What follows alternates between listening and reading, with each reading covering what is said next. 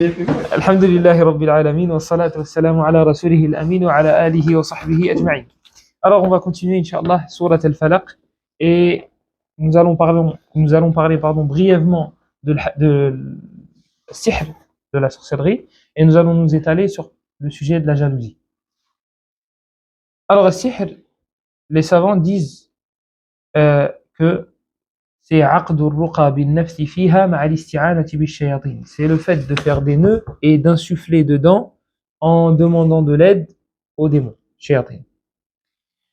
Et les savants divergent. Est-ce que l'auteur de la sorcellerie sortira de l'islam ou non? Shafi'i rahimahullah, il disait, montrez-nous ce que vous faites et après le jugement en découlera. Le problème, c'est que le mot sihr, le mot sorcellerie, lorsqu'il est employé, c'est forcément un lien avec les démons. Et si c'est en lien avec les démons, il va falloir leur faire des offrandes. Et si on fait des offrandes aux démons, c'est du shirk. Donc, c'est un annulatif de l'islam, selon cette définition-là. Donc, l'avis le plus fort, c'est que sihr, dès que la personne fera de la sorcellerie, elle sera immédiatement exclue de... Ils disent excommuniée. Excommuniée. Exclue de l'islam. Elle aura fait un annulatif de l'islam et elle sera à cause de cela sortie de l'islam. Donc les textes qui nous parlent de la sorcellerie, et après on passera au hasad, Allah il nous dit subhanahu wa ta'ala وَمَا كَفَرَ سُلَيْمَانَ وَلَكِنَّ الشَّيَاطِينَ كَفَرُوا يُعَلِّمُونَ النَّاسَ السِّحْرَ. Allah il nous dit dans Surat al-Baqarah, et Sulayman n'a pas mécru. Mais les démons ont mécru, et là juste après il nous dit pourquoi. يُعَلِّمُونَ النَّاسَ السِّحْرَ, parce qu'ils enseignaient aux gens la sorcellerie. Et Allah il nous dit وَلَا يُفْلِحُ السَّاحِرُونَ, il nous dit dans le verset وَلَا يُفْلِحُ السَّاحِرُ حَيْثُ أَتَى, les sorciers ne réussiront jamais. Dans l'autre verset, où qu'ils aillent, ils ne réussiront pas. Et le prophète sallallahu alayhi wa sallam, il nous dit Ijtanibu sab'a al-mubiqat, écartez-vous des 7 péchés destructeurs. Il a cité le shirk et juste après le sihr. Les 7 péchés destructeurs. Ijtanibu sab'a al-mubiqat, qalu wa ma hunna ya Rasulallah, qala ash-shirku billah wa as-sihr wa qatlu an-nafs allati harrama Allahu illa bil haqq wa aklu ar-riba wa aklu mal al-yatim wa at-tawalli yawm az-zahf wa qadhfu al-muhsanat al-mu'minat al-ghafilat. L'association, la sorcellerie, qatlu an-nafs, le fait de tuer une âme innocente, aklu mal al-yatim, aklu riba, aklu mal al-yatim, le fait de manger l'usure, les intérêts, ils disent manger, parce que en général, c'est ce qui était le plus répandu à cette époque-là. Donc, wa aklu mal al-yatim, le fait de manger les biens de l'orphelin, wa tawalli yawm az-zahf, et le fait de fuir la bataille, sur le terrain, et tu fuis.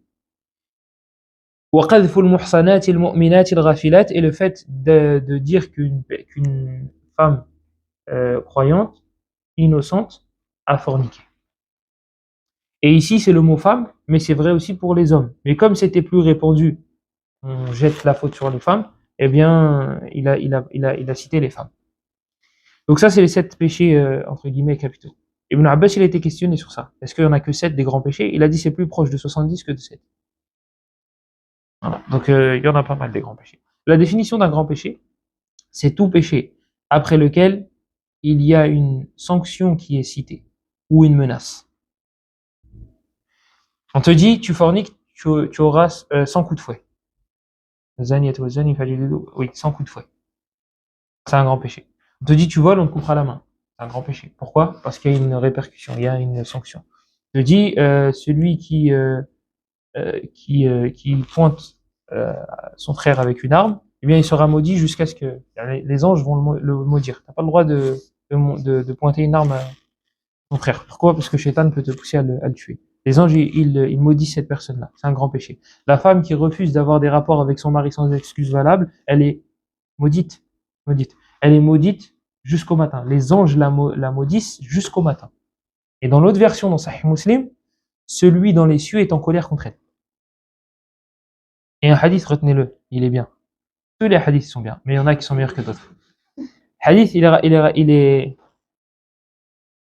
été authentifié par Cheikh Moukbil, et par bien d'autres avant. Cheikh Al-Albani aussi il l'authentifie.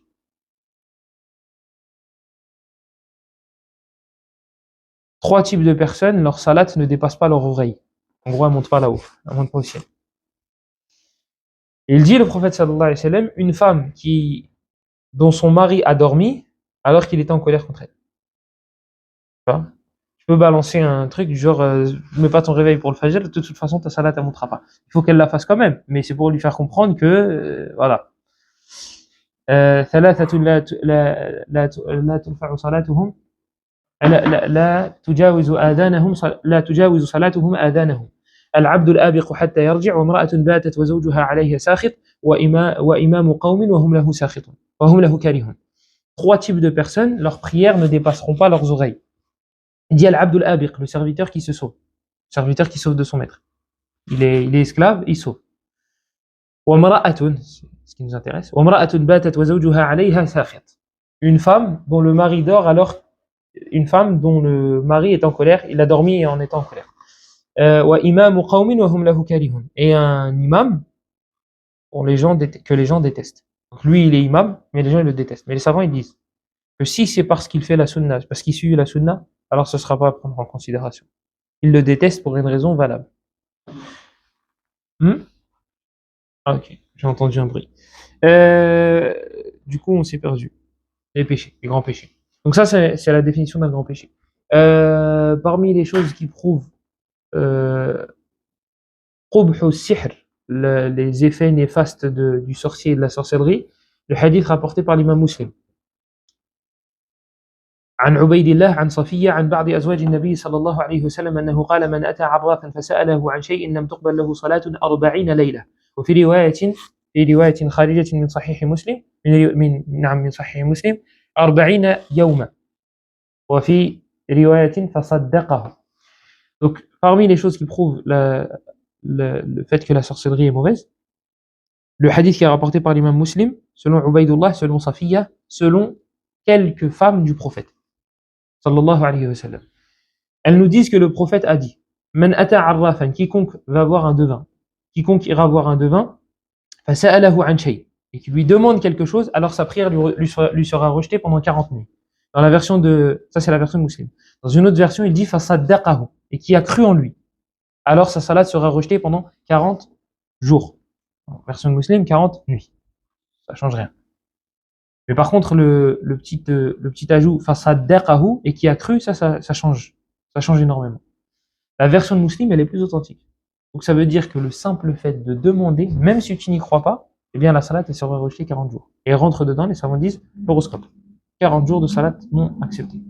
40 jours. Mais le serviteur doit quand même la faire. On revient, on l'a vu, sur les deux cases. Pour le hajj. Voilà.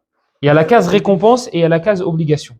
La case obligation, tu l'auras validée. Allah, il va pas te dire Yawm al-Qiyamah, wa alaykum salam. Allah, il va pas te dire Yawm al-Qiyamah, pourquoi t'as pas fait ta salat? Parce que tu l'auras faite. Tu l'auras faite. Par contre, la case récompense, tu l'auras pas. Bah, c'est ça, la salat, elle sera rejetée pendant 40 jours. Parce qu'il y en a qui jouent et qui disent, bah, j'ai bu de l'alcool ou bien j'ai fumé, du shit, comme ça le même jugement. Mais j'ai pas à faire la salat pendant 40 jours. Non, c'est pas des vacances. Tu vois, c'est à l'image d'être exclu, quand ceux qui ont connu ça, d'être exclu au collège, interne et externe. Externe, t'es content, c'est des vacances. Interne, t'es dégoûté, parce que tu fais 8h, 17h. Et si t'as de la chance, 8h, 18h, si ton collège il ferme plus tard. Ben là, c'est la même chose. Là, c'est exclu, mais en interne. C'est pas externe, c'est pas des vacances. Tu dois faire la salade et tu seras pas récompensé. Tu dois la faire. Et parmi les choses qui nous montrent le mauvais côté de la sorcellerie, le hadith rapporté par l'imam Ahmed selon Abu Musa al-Ash'ari. Le prophète sallallahu alayhi wa sallam nous dit thalathatun la yadkhuluna al-jannah. Trois types de personnes n'entreront pas au paradis. Mudminu khamrin wa qati'u rahim wa musaddiqun bis-sihr. Celui qui coupe ses liens de parenté, celui qui boit de l'alcool en abondance, il s'arrête pas, et celui qui croit en la sorcellerie. Ces trois types de personnes n'entreront pas. Mais attention, ils n'entreront pas au paradis, ça ne veut pas dire qu'ils mettront jamais les pieds au paradis. On a déjà vu plusieurs fois qu'il fallait réunir les textes lorsqu'on voulait parler d'un sujet. Ces choses-là font partie des kaba'ir al-dhunub, des grands péchés. Et la règle chez les gens de la sunna, c'est que les grands péchés ne font pas sortir de l'islam. Sauf idha istahallaha, lorsqu'il dit c'est halal. Là, il sort de l'islam. Il dit l'alcool c'est halal. Là, il sort de l'islam. Par contre, celui qui boit de l'alcool, chez les gens de la sunna, il ne sort pas de l'islam. Donc, il a fait un grand péché, donc il finira au paradis. Si Allah il veut, il lui pardonne et il lui fait rentrer direct. Et si Allah ne veut pas utiliser cette option-là, choisir cette option-là, eh bien, il le fera passer par l'enfer et ensuite par le paradis. Allah l'afir. Allah nous en préserve. Donc, ça, c'est la règle chez les gens de la Sunna. Donc, lorsque vous voyez un texte tel, il rentrera au paradis, il y a un sous-entendu. Il n'entrera pas au paradis directement. C'est ça qui est voulu. Plusieurs hadiths, ils nous disent, et le prophète sallallahu alayhi wa sallam nous dit dedans, telle personne, celui qui fait, la yadkhulul jannata namam, la yadkhulul jannata qattat, man iqtata'a haqqa imri'in muslimin bighayri haqqin faqad awjaba Allahu lahu an-nar wa harrama alayhi al-jannah. Tous ces hadiths-là, en fait, il dit, celui qui fait de la médisance n'entrera pas au paradis. Ça veut dire que celui qui médit, hein, il n'entrera pas au paradis? Pas du tout. Non, c'est un grand péché. La règle, on revient à la règle des gens de la Sunna. La règle, c'est que si c'est un grand péché, elle finira, cette personne-là, par rentrer au paradis. La preuve, c'est quoi? C'est d'autres textes. Surat al-Hujurat, Allah, il nous parle du meurtre. Il nous dit, si deux camps croyants se battent, فَأَصْلِحُوا بَيْنَهُمَا. Il dit,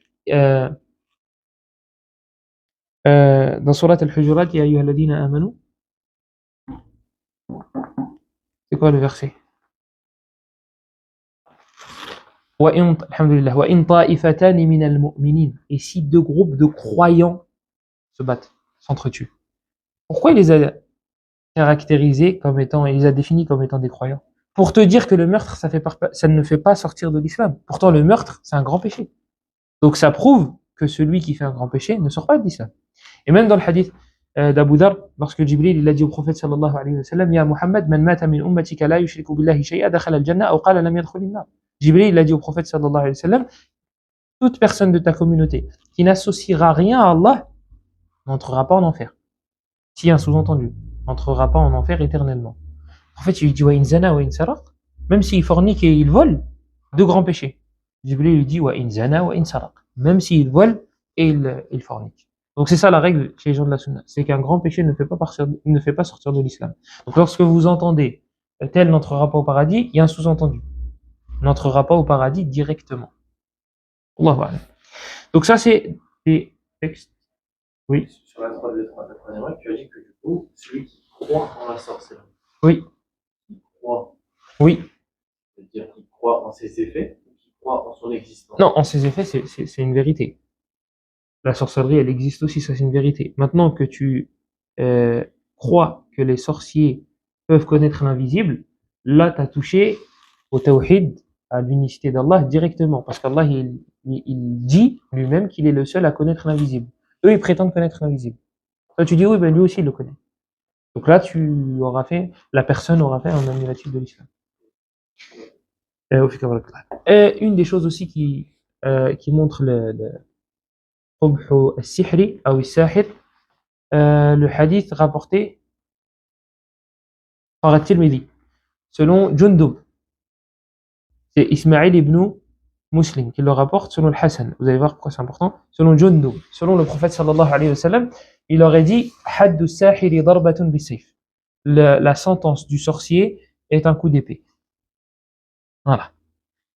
Et là, ça prouve que le sorcier, il aura fait quelque chose de pas bien. Sauf que ce hadith-là, il est rapporté par Tirmidhi, et Tirmidhi lui-même dit qu'il est sahih mawqoufan. Il est authentique, mais jusqu'aux compagnons, pas jusqu'au prophète. C'est-à-dire que c'est les compagnons qui ont fait, c'est les compagnons qui ont dit. Et ils disent pas, le prophète a dit. Eux, ils l'ont fait. Sauf que si les compagnons font quelque chose d'aussi gros et d'aussi grand, vous croyez vraiment que ça sort de leur tête? Ils vont prendre le risque de tuer quelqu'un comme ça gratuitement? C'est comme dans la biographie d'Omar ibn Khattab, vous trouvez que et un juif et un compagnon, un juif et un musulman, ils se sont entretués pour quelque chose. Ils sont partis voir le prophète, sallallahu alayhi wa sallam, et le prophète, sallallahu alayhi wa sallam, il a donné raison aux juifs. Et là, le musulman n'était pas content, il a dit, écoute, viens, on va voir Omar ibn Khattab. Porte voir Omar ibn Khattab. Toki toc, c'est qui? C'est tel et tel. Il ouvre, qu'est-ce qui se passe? Bah écoute, on s'est disputé, etc., etc., et le prophète, on est parti voir le prophète, sallallahu alayhi wa sallam, et il a donné raison à ce Yahoudi, à ce juif. Tranche entre nous. Et il regarde l'autre, et il lui dit, c'est vrai ce qu'il vient de dire? Il lui dit oui. Il a confirmé la version. Il a dit, bouge pas. Et il est rentré, il a pris son épée, et il a tué. Il a tué le musulman. Il a tué le musulman parce que Allah, il t'envoie un prophète pour juger lorsque vous divergez. Et toi, tu viens et tu dis, je vais voir Omar. Regardez, il n'a pas été voir un rigolo, il a été voir Omar.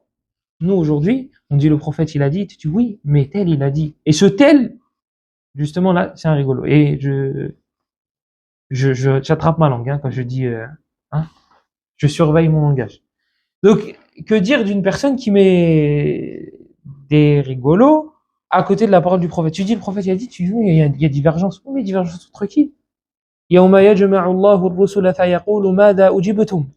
il dit, le jour où les gens seront réunis, le jour où Allah réunira les messagers, les prophètes, les messagers, les envoyés. Donc, une catégorie bien précise chez les prophètes, les messagers, les meilleurs. Et il leur dira, Allah, il leur dira, qu'est-ce qu'on vous a répondu? À eux, qu'est-ce qu'on vous a répondu? Pas tel et tel et tel et tel. Vous, qu'est-ce qu'on vous a répondu? Les messagers d'Allah. Alayhim as-salatu wassalam. Donc, ce athar-là, il prouve, et j'ai cité la chaîne de transmission parce que, premièrement, Ismaïl ibn Muslim, il est faible, et deuxièmement, le Hassan al-Basri, il est bon, mais il n'a pas vu les compagnons du prophète. En tout cas, il était très petit quand il les a vus. Donc, il ne peut pas rapporter d'un compagnon. Voilà pourquoi j'ai fait exprès de citer la chaîne de transmission. Ismaïl ibn Muslim, il est faible. Il rapporte de Hassan al-Basri. Le Hassan al-Basri, il est bon, mais il rapporte de Jundub. Jundub, c'est un compagnon, donc on n'accepte pas. Hassan, un compagnon, c'est pas possible. Parce qu'il était trop petit. Radiyallahu anhum jami'an. Et le dernier texte que je vous ai apporté concernant la sorcellerie, c'est le hadith de Bajala ibn Abadah. قال كتب عمر بن الخطاب أن يقتلوا كل ساحر وساحرة قال فقتلنا 3 سواحر. Bajala ibn Abadah, il dit que Omar ibn al-Khattab radiyallahu anhu avait écrit tuer tous les sorciers et toutes les sorcières. Il dit, Bajala, il fait un commentaire, il dit faqatalna 3 sawahir. Nous avons tué 3 sorciers. Nous avons tué 3 sorciers. Ça prouve que soit c'est un grand péché, soit ça fait sortir de l'islam. Parce qu'il y a certains péchés qui ont pour répercussion la sentence de la mort. Comme lui qui est marié et qui va avoir une autre femme, adultère. La sentence, c'est la mort. Ça veut pas dire que c'est la mécréance.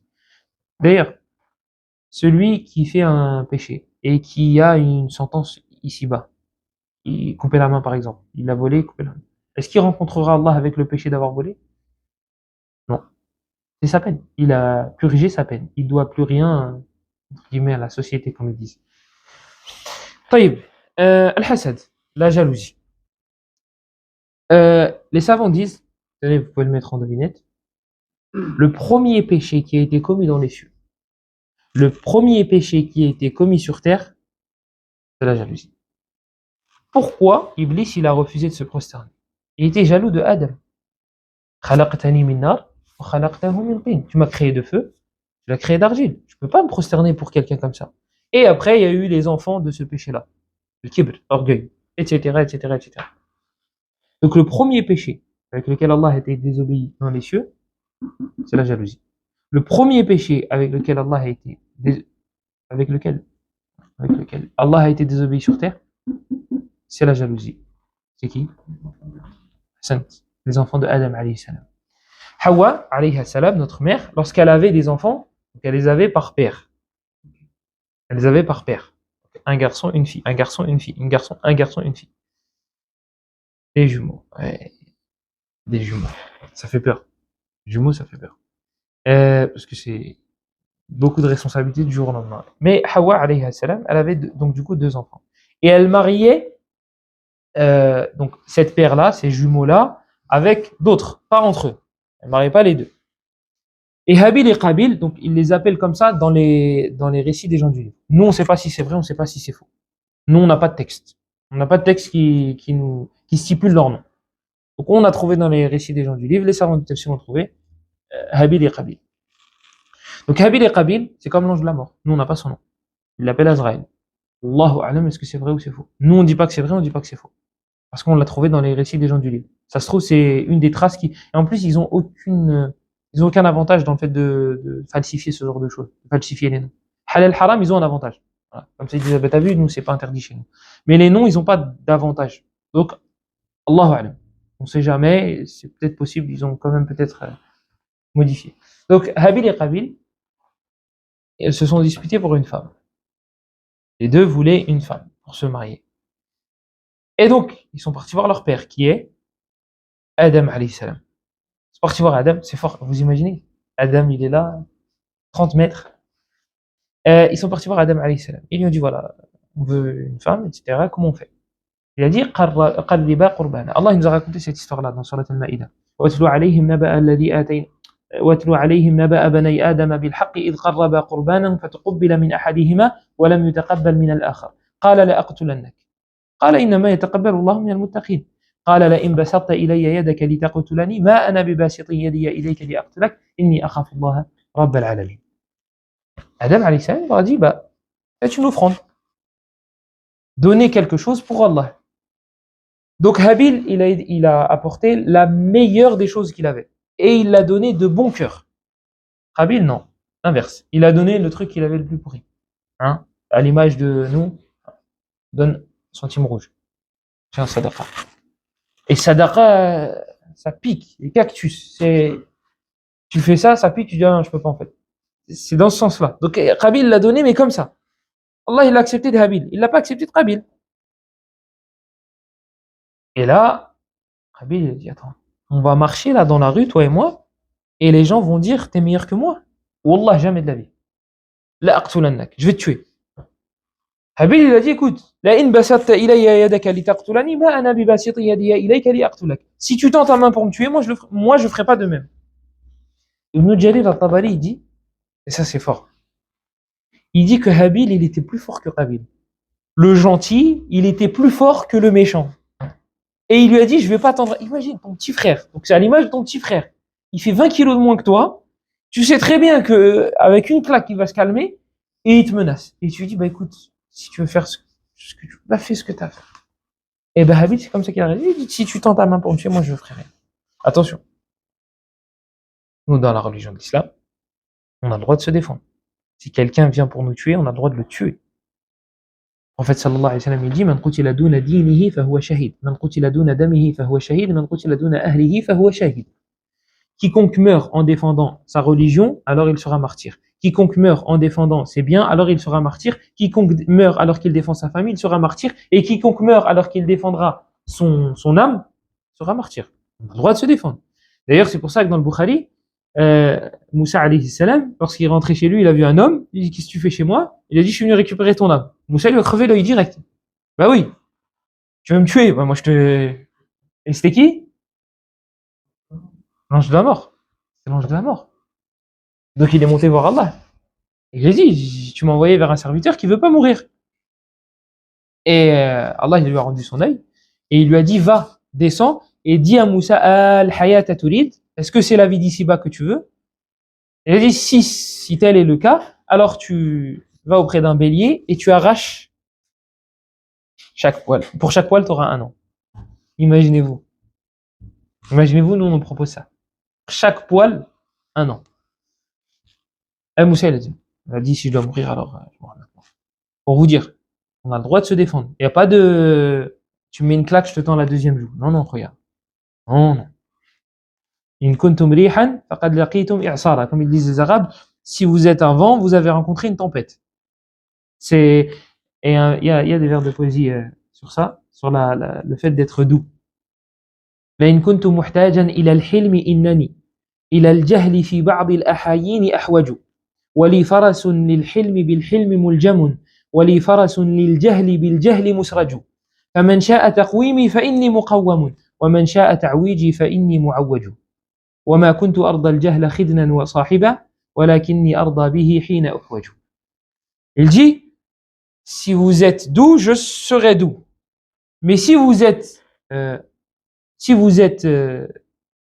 لئن كنت محتاجا إلى الحلم إنني إلى الجهل, si il y a des moments où j'ai besoin de la douceur, eh bien sachez qu'il y a des moments où j'ai encore plus besoin d'être un ignorant. Oui, ils appellent ça être un ignorant parce que c'est de l'ignorance en soi.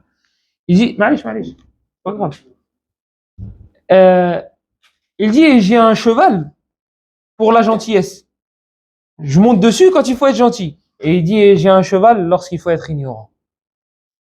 C'est ça. Si t'es gentil, je suis encore plus gentil. T'es méchant, je suis encore plus méchant. ألا لا يجهلن أحد علينا فنجهل فوق جهل الجاهلين. Il y a un poète qui le disait, ne faites pas les ignorants avec nous, nous allons être encore plus ignorants qu'ignorants. On va dépasser les limites. Cheikh Ibn Uthaymin, il cite ce vers de poésie et il dit qu'il va en contradiction avec le Coran. Le dernier là, le dernier, pas l'autre. Le dernier. Et Shafi'i aussi disait quelque chose. Après je continue. Mais lui, je sais pas si je vais réussir. Il dit Zin man wazanka bima wazanka wa ma wazanka bihi fazinhu. من جاء إليك فروح إليه ومن جفاك فصد عنه من ظن أنك دونه فاترك هواه إذا وهنه وارجع إلى رب العباد فكل ما يأتيك منه. Il dit pèse les gens زن من وزنك بما وزنك وما وزنك به فزنه. Pèse les gens de la manière dont ils t'ont pesé. Tu vaux rien à ses yeux, eh bien fais en sorte de lui faire comprendre que lui aussi il vaut rien à tes yeux. من جاء إليك فروح إليه. Celui qui vient vers toi, alors va vers lui. ومن جفاك فصد عنه. Et celui qui te rabaisse, alors détourne-toi de lui. من ظن أنك دونه فاترك هواه إذا وهنه وارجع إلى رب العباد. Et reviens vers le Seigneur des gens. فكل ما يأتيك منه. Car tout vient de lui. Tout émane de lui. Ça c'est Shafi'i rahimahullah. On ferme et on arrête avec les vers de poésie. Donc le premier péché qui a été commis dans les cieux, c'était la sorcellerie. Afwan, c'était la jalousie. Et le premier péché qui a été commis sur terre, c'était la jalousie. Et regardez, subhanallah. Dans le Bukhari et Muslim, selon Abdullah ibn Mas'ud, le prophète sallallahu alayhi wa sallam, il nous dit Ma min nafsin tuqtalu dhulman illa kana ala ibn Adam al-awwal kiflun min damiha li'annahu kana awwala man sanna al-qatl. Il nous dit, le prophète sallallahu alayhi wa sallam, il n'y a pas une âme qui est tuée injustement sans que le premier fils de Adam ait une part de péché. À chaque fois, il y a des virements dans son compte. À chaque fois qu'il y a un meurtre sur terre, c'est pour lui. C'est aussi pour lui. La personne aura le péché, mais lui aussi il aura une part du péché. Pourquoi? Parce que c'est lui qui a ouvert la porte. C'est le premier qui a ouvert la porte au meurtre. Il a tué son frère. Il a tué son frère. Il l'a tué pour une femme. Parce qu'il était jaloux. Parce qu'il était jaloux. Après Allah il a raconté l'histoire de comment il fallait l'enterrer, etc. etc. Cette histoire, elle ressemble à une histoire qui est dans Al-Adab al-Mufrad de l'imam al-Bukhari. Le Bukhari, il n'a pas qu'un seul livre. Il a un livre qu'on appelle Al-Adab al-Mufrad. Vous connaissez pour la plupart. Cheikh Soufiane Abayoub. Al-Adab al-Mufrad, c'est les cours qu'il fait. Donc le Bukhari, il a un livre sur Raf'ul Yadayn, sur le fait de lever les mains en prière. Nous, on croit que c'est un truc, tu vois, c'est vite fait. Il y a deux, trois hadiths. Lui, il a écrit un livre dessus. Il a un livre aussi sur Birrul Walidayn, le fait d'être bon envers les parents, etc. Mohim. Le Bukhari, il a un livre qui s'appelle Al-Adab al-Mufrad. Il rapporte, selon Zayd ibn Aslam, selon Ata ibn Yasar, selon Abdullah ibn Abbas, radiyallahu anhuma, un homme est venu le voir. عن ابن عباس رضي الله عنهما أن رجلا أتاه فقال إني خطبت امرأة فأبت أن تنكحني وخطبها غيري فأحبت أن تنكحه فغرت عليها فقتلتها. فقال هل لي من توبة؟ فقال ابن عباس أمك حية؟ قال لا. قال تب إلى الله وتقرب إليه ما استطعت. قال عطاء فقلت لابن عباس لما سألت عن حياة أمه؟ قال إني لا أعلم عملا أقرب إلى الله من بر الوالدة. Un homme est venu voir Ibn Abbas, il lui a dit j'ai demandé une femme en mariage, elle a refusé. Un homme est venu la demander, elle a accepté. J'étais jaloux, je l'ai tué, j'ai tué la femme. Est-ce que je peux me repentir? Ibn Abbas, il lui a dit est-ce que ta mère est vivante? Il lui a dit non, il lui a dit pas, repens-toi et fais ce que tu peux. Rapproche-toi d'Allah de la manière qui t'a été facilitée. Moussa. Mais je sais pas si c'est Moussa ou Moussa. Je sais pas c'est lequel Moussa. Je crois que c'est Moussa le reconverti. Allahu a'lam, je crois que c'est Moussa le reconverti, je sais pas.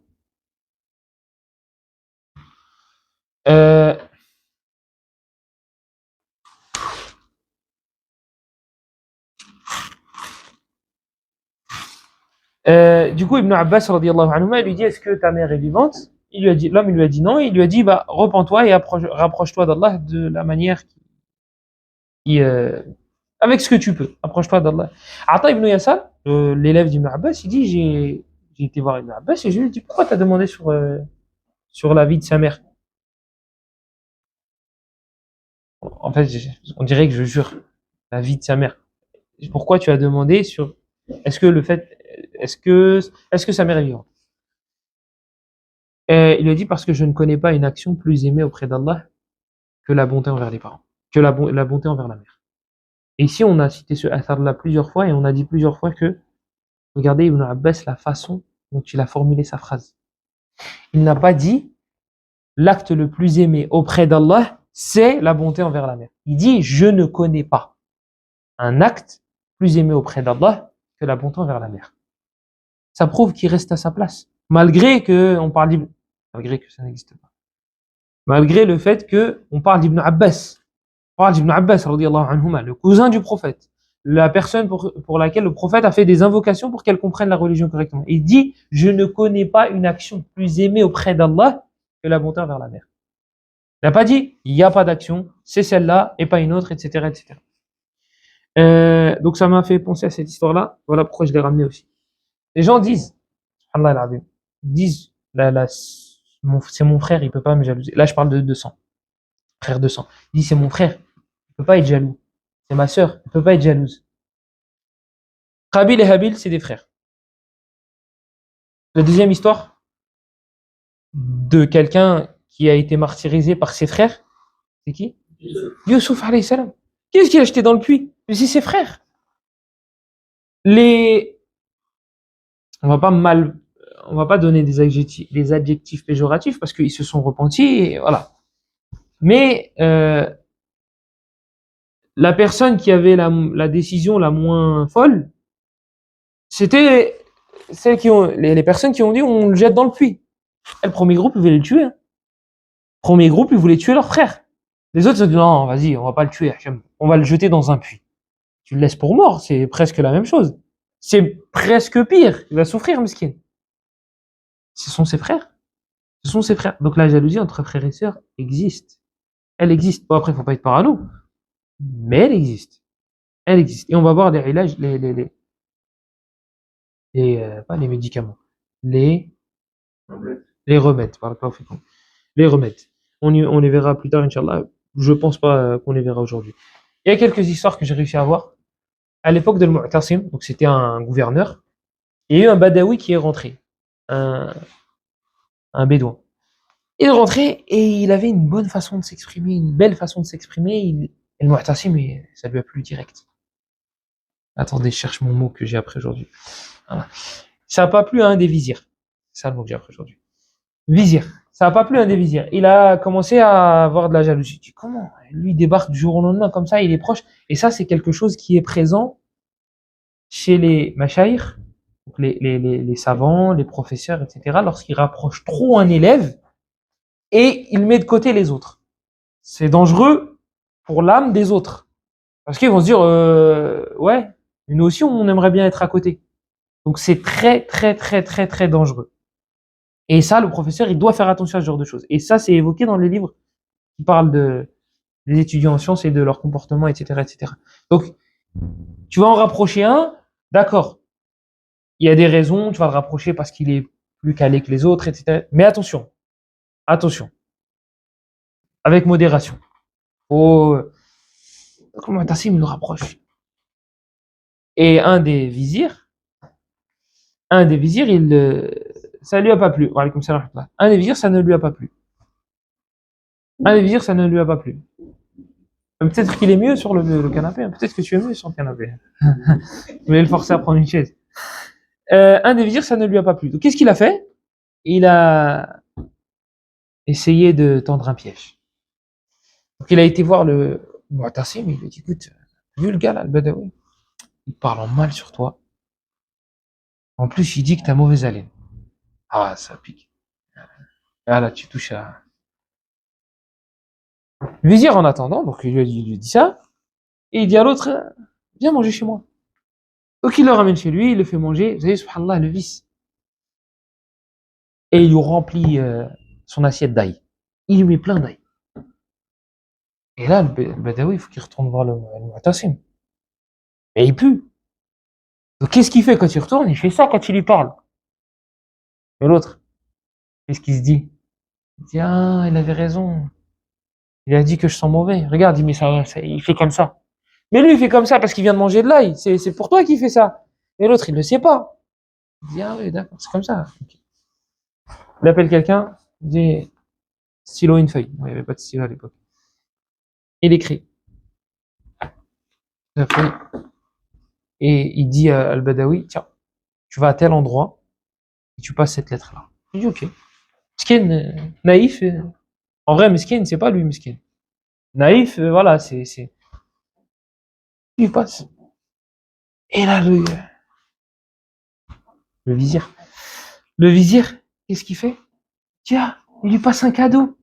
Il dit après tout ce que j'ai dit sur lui, etc., il lui passe un cadeau en plus. C'est sûr, c'est un cadeau. Il va voir le Badawi, il dit écoute, passe-moi la lettre. T'as vu, le gouverneur t'a passé, passe-la moi, je vais le faire.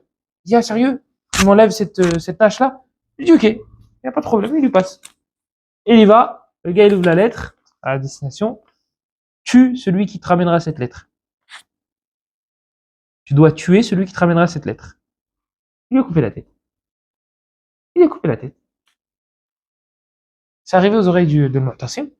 Il dit qu'est-ce qui s'est passé là? Il dit je comprends pas. Pourquoi c'est lui qui a perdu la tête? Et il dit bah il est venu me voir et il m'a dit passe-moi la lettre et je vais aller à ta place. Ah le Mu'tasim m'a dit attends, il y a quelque chose qui va pas. Il dit est-ce qu'il a fait quelque chose de spécial là récemment? Il lui dit oui, il m'a invité chez lui, il m'a fait manger de là et voilà. Et après je suis revenu te voir. Ah il lui dit d'accord. Et il a compris. Et il a cité un vers de poésie. Lillahi darrul hasadi ma a'dalah, bada'a bi sahibihi faqatala. En gros, c'est une image. N'allez pas vous, parce que je vais vous le traduire mot à mot et vous allez me dire c'est bizarre.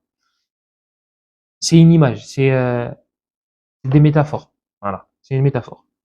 Il dit, le poète, donc Mu'tasim, il a cité ce vers de poésie, il dit qu'Allah récompense la jalousie. Qu'est-ce qu'elle est juste? Elle a commencé par son auteur et elle l'a tué. C'est lui de base là, le jaloux qui a fait le malin. Eh ben, la jalousie, elle a été juste parce elle a tué celui qui en était l'auteur. Donc ça, c'était une histoire à l'époque de Al-Mu'tasim. Il y a une autre histoire aussi qu'on raconte. C'est un homme qui était très, très, très, très, très jaloux. Personne ne voulait l'approcher. Et il y en a un jour, il est devenu son ami. Ils se sont fait kidnapper les deux.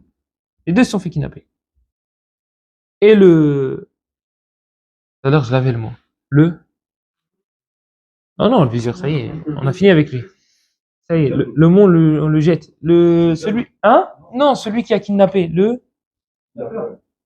Kidnappeur. Ah, je cherche un autre mot. Ah, je cherche un autre mot. Mohim, le kidnappeur, du coup. Il a dit, écoutez, vous deux là, je suis gentil, je réalise un de vos souhaits. Le jaloux, il dit, demande à l'autre d'abord. Demande à mon ami. Donc l'autre, il dit que tu me libères. Elle dit non, tout sauf ça. Il dit non, non, je veux que tu me libères. Elle dit non, tout sauf ça. Il dit d'accord. Il dit j'ai une mère, j'aimerais lui dire au revoir avant. Il dit est-ce que je peux l'appeler? Il dit d'accord, c'est noté. Il dit le deuxième, il dit moi mon souhait c'est que lui n'appelle pas sa mère. Faut pas qu'il parte. Ah, c'est le jaloux, c'est l'histoire du jaloux. C'est ça la jalousie. C'est en fait, tu veux pas que le bienfait touche ton frère. C'est ça la jalousie. C'est ça. Et on va voir qu'elle est, ils disent elle a des darajat. Je préfère utiliser le mot darakat. Darakat c'est comme l'enfer. C'est là et ça descend. Elle a des étapes la jalousie. Et on va voir qu'il y en a même une qui est autorisée. Une des choses qui se rapproche de la une des choses qui devrait nous faire fuir de cette caractéristique-là, أن هذا من صفات اليهود. C'est que c'est une des caractéristiques des juifs. Et je pense qu'aucun musulman ne considérera ça comme une éloge. Une éloge. Personne. Je dis, ah, t'as une des caractéristiques des juifs. À mon avis, un musulman normal ne prendra pas ça bien. Allah il nous dit dans Surat Al-Baqarah, hasadan min 'indi anfusihim. Une jalousie de leur part. C'est à cause de leur jalousie. Et dans Surat An-Nisa, il dit am yahsuduna an-nas 'ala ma atahum Allah min fadlih. Est-ce qu'ils vont jalouser les gens parce qu'Allah leur a donné de leur grâce? Les juifs, ils voulaient pas que Mohammed soit un arabe qui descende de la généalogie d'Ismaïl. Ils voulaient Ishaq. Et il est descendu d'Ismaïl, la jalousie elle est arrivée. Et ils ont dit on ne croit pas en Mohammed. On ne croit pas. Ils l'appelaient Mudammam.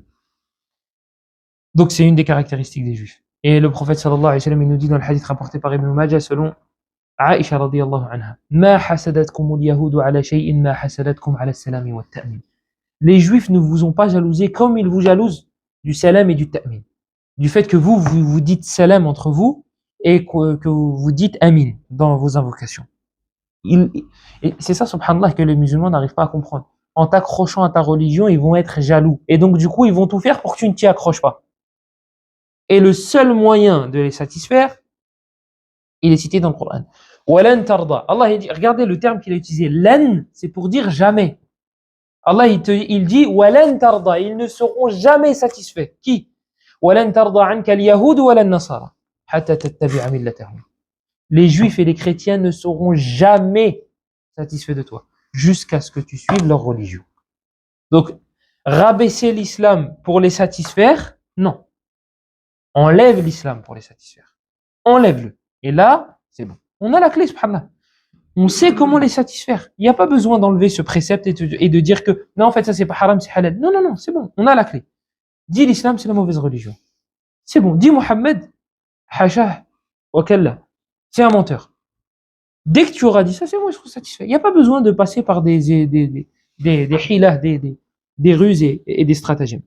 Dans la sunna du prophète sallallahu alayhi wa sallam, on trouve plusieurs hadiths dans lesquels le prophète sallallahu alayhi wa sallam nous met en garde contre le hasad, contre la jalousie. Il nous dit alayhi salatu wa sallam, la tahasadu, wa la tanajashu, wa la tabaghadu, wa la tadabaru, wa kunu ibadallahi ikhwana. Donc il cite des caractéristiques et parmi celles-ci, donc il nous met en garde contre des choses et parmi ces choses-là, la jalousie.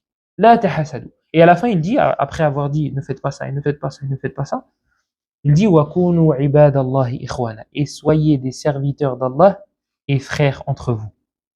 Et ça, c'est la version de Muslim. La version de Bukhari et Muslim, Iyyakum wadh-dhann fa inna adh-dhanna akdhabul hadith. Wa la tahassasu, wa la tajassasu, wa la tahasadu. Donc ne vous espionnez pas, ne vous jalousez pas, etc., etc., etc. Il y a un hadith que j'ai trouvé qui est intéressant, que je ne connaissais pas, il est rapporté par Abu Daoud, selon Abu Huraira, dans lequel le prophète aurait dit Iyyakum wal hasad, fa inna al hasada ya'kulu al hasanat kama ta'kulu an-naru al hatab. Prenez garde à la jalousie, car elle mange les hasanat comme le feu mange l'enfer. Mange le feu. Comme le feu mange le bois. Et manger ici, si on traduit littéralement, mais c'est consommer. Ce hadith-là, il est faible. Voilà pourquoi j'ai dit aurait dit. Il y a un problème dans sa chaîne de transmission, c'est Ibrahim ibn Abi Usaid, il rapporte de son grand-père. Son grand-père, on ne connaît pas. Et nous, quand on ne connaît pas, on ne prend pas le risque, parce que c'est le prophète qui a dit au bout. C'est un jugement, c'est tout un... il y a plein de règles qui vont en découler de ce texte-là, parce que c'est un prophète. Donc on ne prend pas de risque. On ne connaît pas, on jette. On jette. Ou bien on met de côté. Si on a un autre texte qui va venir appuyer ce sens-là, on va dire, ah bah peut-être qu'il est bon. Mais lorsque j'ai regardé l'explication de ce hadith-là, dans Aoun al-Ma'boud, très important de connaître ces livres-là, parce que ce sont des références. Aoun al-Ma'boud, c'est l'explication de Sunan Abi Daoud. Une des explications de Sunan Abi Daoud. Sunan Abi Daoud, tout le monde le connaît, c'est une référence. L'imam Abu Daoud, c'est un des élèves de l'imam Ahmed. Et c'est un des meilleurs livres qui a été écrit dans le hadith. Après Bukhari et Muslim. Donc connaître l'explication d'Abu Daoud, c'est très important. Donc dans Aoun al-Ma'boud, vous avez l'explication de ce hadith-là. Malgré le fait qu'il soit faible, ils disent pourquoi ça va effacer les hasanat. Parce que lorsque tu es jaloux de quelqu'un, ça va te pousser à faire de la médisance. Et la médisance, c'est les hasanat qui vont chez l'autre. Parce que tu l'as fait une injustice. Donc le sens du hadith, il est vrai ou il est faux? Il est vrai. Quand une personne, elle déteste une autre, elle la jalouse, eh bien, elle va faire de la médisance. Ça va la pousser à faire de la médisance. Elle va parler en mal sur elle. Pire que ça, la calomnie. Elle va inventer des choses sur elle. Elle lui trouve pas de défaut. Elle la déteste. Et elle voit que les bienfaits n'arrêtent pas d'augmenter. Qu'est-ce qu'elle va faire? Elle va inventer des trucs sur elle. Et au final, la personne... Il y a un proverbe en français qui dit ils n'ont pas trouvé d'autres défauts alors que... Ils n'ont pas trouvé de défaut alors, donc ils ont dit qu'ils brillaient trop. Oh, voilà, c'est ça. Tu peux pas faire de médisance parce qu'il n'y a rien. Mais qu'est-ce que tu vas faire? La calomnie. tu vas inventer des choses sur elle. Tu vas dire, bah, tu sais, il est comme ça, il est comme ça, il est comme ça. Et quand tu vas voir la personne, tu te dis, Wallah, j'étais même pas au courant que j'étais comme ça. Parce que c'est pas vrai. Et on a un autre hadith, mais celui-là, j'ai pas été chercher sa traduction, donc du coup, je ne prendrai pas le risque. Et je sais pas s'il est authentique aussi. Donc pareil, je prendrai pas le risque. Donc ça, c'est la jalousie dans le Coran. Habil et Qabil, les frères de Youssouf. On a la jalousie dans la Sunna. Et maintenant, les savants ont cité de manière logique pourquoi la jalousie était mauvaise. Ils disent la première chose, اكتساب الذنوب لأن الحسد حرام. La première chose, la première répercussion négative, c'est que tu auras des péchés, puisque c'est haram.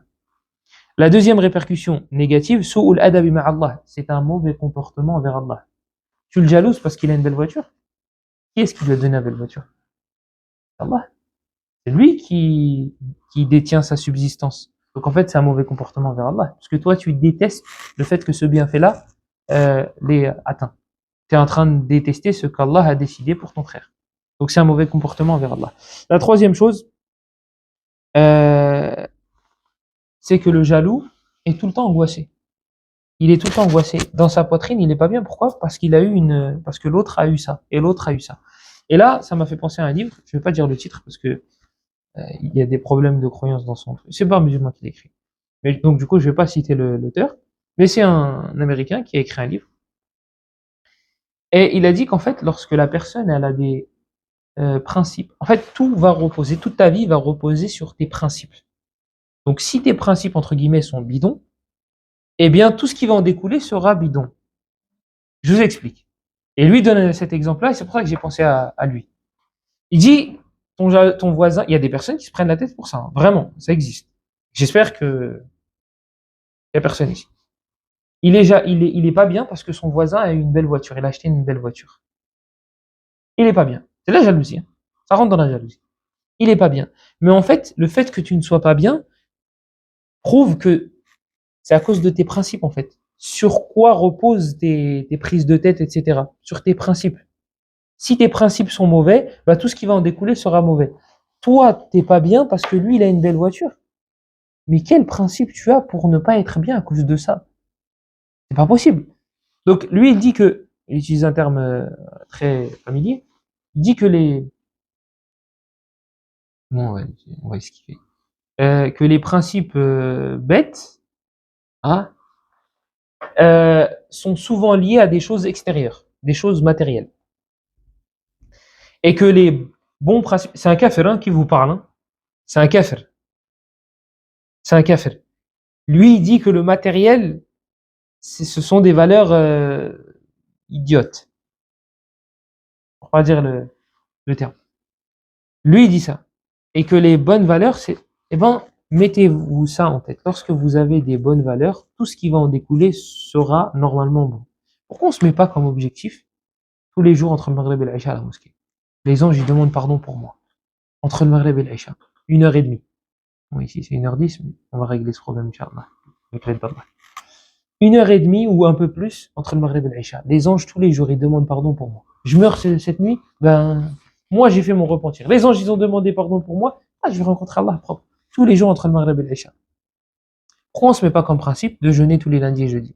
Pourquoi on se met pas comme principe, j'ai été doucement et là, je vais taper très haut, finir le Coran tous les 3 jours? C'est pas impossible. C'est pas impossible. On se fait un petit programme. On se fixe des objectifs. On se fixe des objectifs. On n'est pas arabophone, on sait pas lire l'arabe rapidement. YouTube. YouTube. Shuraim, il te récite le Coran en moins de 20 heures. Tu te fais un programme sur 3 jours. Tu divises 18 par 3. Vas-y, tu sais quoi, gars? 20. Vas-y, 20. 20, tu divises par 3. Et tu vas regarder, ça va te faire le nombre d'heures dont tu auras besoin. Et tu vas faire le tour du Coran tous les 3 jours. Imagine ta relation avec Allah, comment elle va s'améliorer. Ça, c'est des bons principes. Tu vas te prendre la tête parce que tu n'as pas fini ton Coran ces 3 jours. Cette semaine-là, tu ne l'as pas fini 2 fois, tu l'as fini qu'une fois. Là, ça va reposer sur des principes. Donc, c'est pas impossible. Il n'y a pas de arabophone ou parabophone ou je sais pas dire. Aucune excuse. Aucune excuse. 18h Shuraim. 18h c'est trop pour vous. Eh ben, vous faites YouTube, hein, le truc qui est en haut à droite. Vous mettez 1,25. Voilà. Comme ça va faire un peu moins de 18h. Vous mettez pas un 50 Shuraim parce que ça n'a rien à comprendre. Mais voilà. Donc c'est faisable. Ça, c'est des bons principes. Et vous allez vous prendre la tête en fonction de vos principes. J'ai pas fini mon Coran. Je suis dégoûté. Voilà. Pas il a une belle voiture, je suis dégoûté. Ça, je m'en fous.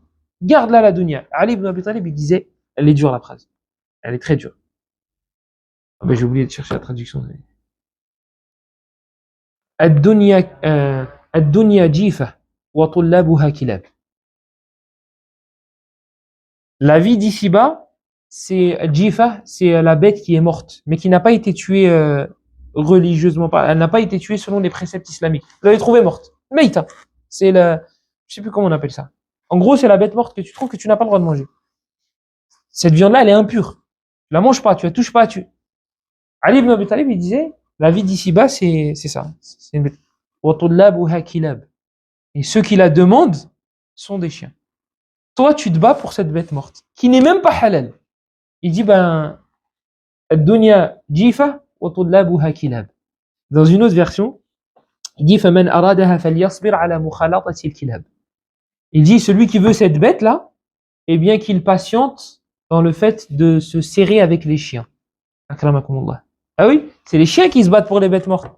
Eh ben, tu veux la dunya? Eh ben, patiente sur le fait de te frotter aux chiens. Akramakumullah. Vous avez vu l'image? C'est pas moi. C'est Ali, radiyallahu anhu. Ali ibn Abi Talib. On a plusieurs points à voir. Alhamdulillah, ça nous fait un cours en avance, 2 cours en avance de prévu. Moi, je pensais, quand j'ai mis au propre, je pensais pas que ça allait faire autant. Il y a pas mal de points encore à voir. Les catégories de jalousie, etc., etc. Si on n'avait pas le cours d'arabe après, je l'aurais fait. Mais là, je ne peux pas, parce que ça va tout décaler, donc on va s'arrêter là, Inch'Allah. Ouais, il y a trop de choses. Il y a beaucoup trop de choses.